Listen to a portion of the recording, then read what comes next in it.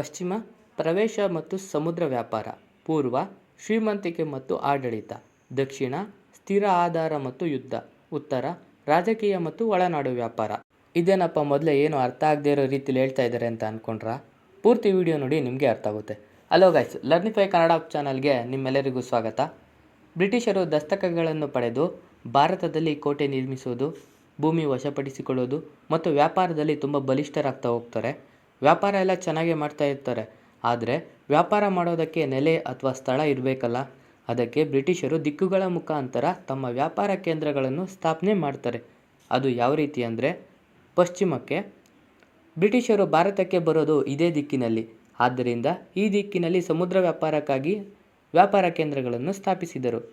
ಪೂರ್ವಕ್ಕೆ ತಮ್ಮ ಶ್ರೀಮಂತಿಕೆ ಮತ್ತು ಆಡಳಿತವನ್ನು ಅಭಿವೃದ್ಧಿಪಡಿಸಲು ವ್ಯಾಪಾರ ಕೇಂದ್ರಗಳನ್ನು ಸ್ಥಾಪನೆ ಮಾಡ್ತಾರೆ.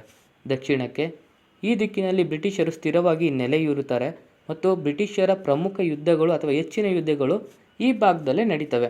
ಆ ಕಾರಣದಿಂದ ಇಲ್ಲಿ ವ್ಯಾಪಾರ ಕೇಂದ್ರಗಳನ್ನು ಸ್ಥಾಪನೆ ಮಾಡ್ತಾರೆ. ಇನ್ನು ಉತ್ತರಕ್ಕೆ, ಇಲ್ಲಿ ಬ್ರಿಟಿಷರು ಭಾರತಕ್ಕೆ ಬಂದ ಸಮಯದಲ್ಲಿ ಮೊಘಲರ ದೊರೆ ಅಕ್ಬರ್ ಆಳ್ವಿಕೆ ಮಾಡ್ತಾ ಇರ್ತಾನೆ. ಈ ಭಾಗದಲ್ಲಿ ಬ್ರಿಟಿಷರು ರಾಜಕೀಯ ಸ್ಥಿರತೆ ಮತ್ತು ಒಳನಾಡು ವ್ಯಾಪಾರಕ್ಕೆ ಹೆಚ್ಚು ಒತ್ತು ನೀಡಿದರು. ಈಗ ಪ್ರಮುಖ ವ್ಯಾಪಾರ ಕೇಂದ್ರಗಳ ಬಗ್ಗೆ ತಿಳ್ಕೊಳ್ಳೋಣ. ಪಶ್ಚಿಮದಲ್ಲಿ ಸೂರತ್ 1612, ಇದು ಗುಜರಾತ್ ರಾಜ್ಯದಲ್ಲಿದೆ. 1612ರಲ್ಲಿ ಕ್ಯಾಪ್ಟನ್ ಥಾಮಸ್ ಬೀಸ್ಟ್ ಬೆಡಾರ ಯುದ್ಧದಲ್ಲಿ ಗೆದ್ದ ನಂತರ ಸ್ಥಾಪನೆ ಮಾಡ್ತಾರೆ. 1613ರಲ್ಲಿ ಜಹಾಂಗೀರ್ ಅನುಮತಿಯನ್ನು ಪಡೆದು ಸ್ಥಾಪಿಸಿದ ಬ್ರಿಟಿಷರ ಮೊದಲ ವ್ಯಾಪಾರ ಕೇಂದ್ರ. ಬಾಂಬೆ ಅಥವಾ ಮುಂಬೈ, ಇದು ಮಹಾರಾಷ್ಟ್ರ ರಾಜ್ಯದಲ್ಲಿದೆ. ಈ ಪ್ರದೇಶವು ಪೋರ್ಚುಗೀಸರ ವಶದಲ್ಲಿರುತ್ತದೆ. 1661ರಲ್ಲಿ ಎರಡನೇ ಚಾರ್ಲ್ಸ್ ಮತ್ತು ಕ್ಯಾಥರೀನರವರ ಮದುವೆಯಲ್ಲಿ ಪೋರ್ಚುಗೀಸರು ಎರಡನೇ ಚಾರ್ಲ್ಸ್ಗೆ ವರದಕ್ಷಿಣೆಯಾಗಿ ನೀಡಿದರು. ನಂತರ ಎರಡನೇ ಚಾರ್ಲ್ಸ್ 1668ರಲ್ಲಿ ಬಾಂಬೆಯನ್ನು ವಾರ್ಷಿಕ 10 ಪೌಂಡ್ನಂತೆ ಈಸ್ಟ್ ಇಂಡಿಯಾ ಕಂಪನಿಗೆ ಮಾರಿದ ನಂತರ 1687ರಲ್ಲಿ ಪಶ್ಚಿಮ ಭಾರತದ ಮುಖ್ಯ ಕಚೇರಿಯಾಗಿ ಕಾರ್ಯನಿರ್ವಹಿಸಿತು. ಈ ಪ್ರದೇಶವನ್ನು ಪಶ್ಚಿಮ ಭಾರತದ ಬಲಿಷ್ಠ ವ್ಯಾಪಾರ ಕೇಂದ್ರ ಎಂದು ಕರೆಯುತ್ತಿದ್ದರು. ಬ್ರೋಚ್, ಇದು ಗುಜರಾತ್ ರಾಜ್ಯದಲ್ಲಿದೆ. ನರ್ಮದಾ ನದಿ ತೀರ ಮತ್ತು ಅರೇಬಿಯನ್ ಸಮುದ್ರದ ಪಕ್ಕದಲ್ಲಿದೆ. ಬ್ರಿಟಿಷರ ಪ್ರಮುಖ ವ್ಯಾಪಾರ ಕೇಂದ್ರಗಳಲ್ಲಿ ಒಂದಾಗಿತ್ತು. ಪೂರ್ವದಲ್ಲಿನ ಪ್ರಮುಖ ವ್ಯಾಪಾರ ಕೇಂದ್ರಗಳು. ಮೊದಲನೆಯದು ಪಾಟ್ನಾ, ಇದು ಬಿಹಾರ್ ರಾಜ್ಯದಲ್ಲಿದೆ. ಗಂಗಾ ನದಿ ತೀರದಲ್ಲಿದೆ. ಬ್ರಿಟಿಷರ ವ್ಯಾಪಾರಕ್ಕೆ ಪ್ರಮುಖ ಕೇಂದ್ರವಾಗಿತ್ತು. ವಿಶೇಷವಾಗಿ ರೇಷ್ಮೆ ಮತ್ತು ಅಫೀಮು ವ್ಯಾಪಾರಕ್ಕೆ ಪ್ರಸಿದ್ಧಿ. ಢಾಕಾ, ಇದು ಈಗಿನ ಬಾಂಗ್ಲಾದೇಶದಲ್ಲಿದೆ. ಬಾಂಗ್ಲಾದೇಶದ ರಾಜಧಾನಿ ಢಾಕಾ. ವಿಶೇಷವಾಗಿ ಮಸ್ಲಿನ್ ಬಟ್ಟೆ ಉತ್ಪಾದನೆಗೆ ಪ್ರಸಿದ್ಧವಾಗಿದೆ. ಕಲ್ಕತ್ತಾ, ಇದು ಪಶ್ಚಿಮ ಬಂಗಾಳದಲ್ಲಿದೆ. ಪಶ್ಚಿಮ ಬಂಗಾಳದ ರಾಜಧಾನಿ ಕೋಲ್ಕತ್ತಾ. ಹೂಗ್ಲಿ ನದಿ ತೀರದಲ್ಲಿದೆ.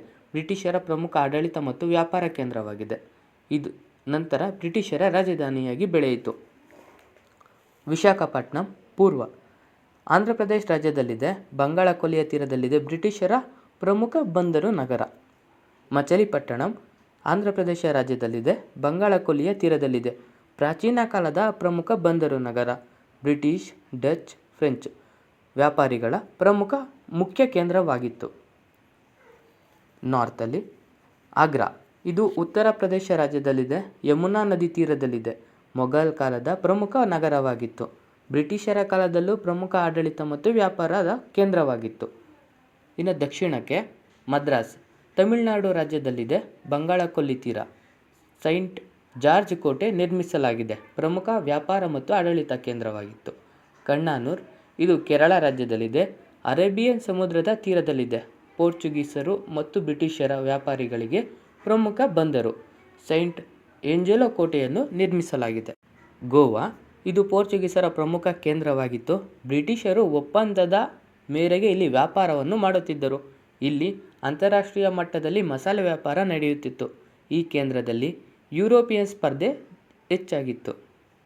ಈ ಎಲ್ಲ ವ್ಯಾಪಾರ ಕೇಂದ್ರಗಳು ಮುಂದೆ ಬ್ರಿಟಿಷರ ಶಕ್ತಿಯ ಮೂಲವಾಗಿ ಮಾರ್ಪಟ್ಟವು. ಹೀಗೆ ವ್ಯಾಪಾರ ನಿಧಾನವಾಗಿ ಆಳ್ವಿಕೆಗೆ ತಿರುಗಿತು. ಸ್ಥಳೀಯ ರಾಜರ ನಡುವೆ ಇದ್ದ ಒಳಜಗಳಗಳನ್ನು ಬಳಸಿಕೊಂಡು ತಮ್ಮ ಪ್ರಭಾವವನ್ನು ಹೆಚ್ಚಿಸಿಕೊಂಡರು.